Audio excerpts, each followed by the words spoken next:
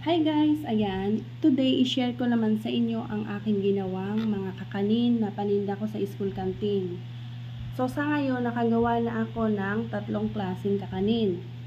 Ayan, bali 4 talagang ginagawa ko guys. Pero yung isang klase ay pinapahuli ko guys dahil gusto ko mainit pa siya na dadalhin ko sa school.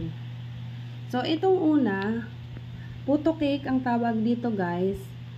Gawa siya sa white egg ng chicken, of course, or white egg, yung egg whites, ayan, sorry guys, egg whites and cake flour.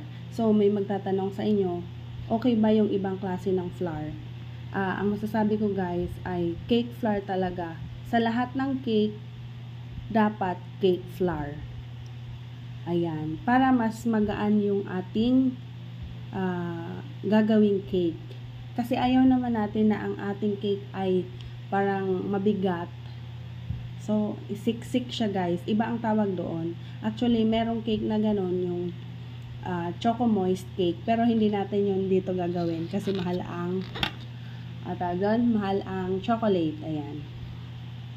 So, sa ginawa ko na tong puto cake, isang salted egg lang guys. Ayan. Kung napansin nyo, halos lahat na lagyan, no? Manipis kasi ang pagkaka-slice ko. And then, itong size ng pan ko is 10 by 2. Pero yung kinalabasan sa aking pagkaluto ay 1 lang. So, 10 by 1 ang size ng aking puto cake. And then, ito naman yung aking kutsinta. Isa ito sa bestseller. So, lahat naman ng tinitinda ko is bestseller na yon dahil halos maubos naman siya sa isang araw. Bihira naman din yung time na marami ang matira sa kanya.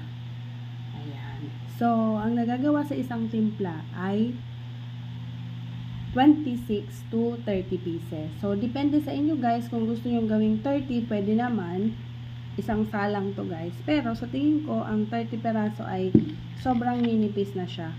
Ang ginagamit ko palang molder dito is large.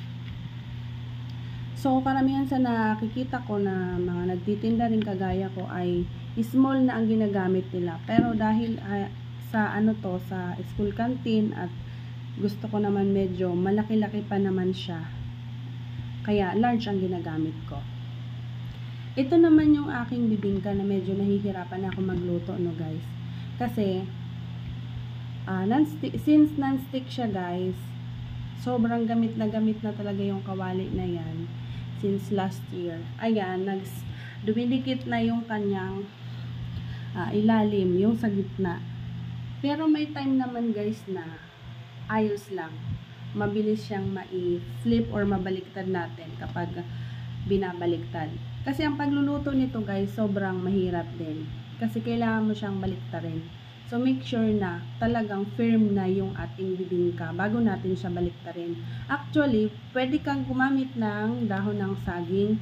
Lagyan mo yung gitna nito pabilog para pag binaliktad mo siya, pag naluto na ay buo na siya. Ayan.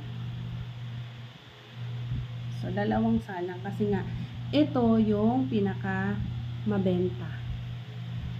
So, total ay 24 pieces or slices. Ayan. So, ang puto pao guys, mamaya na yon. So, ang magagawa ko nun is mga 15 pieces siguro.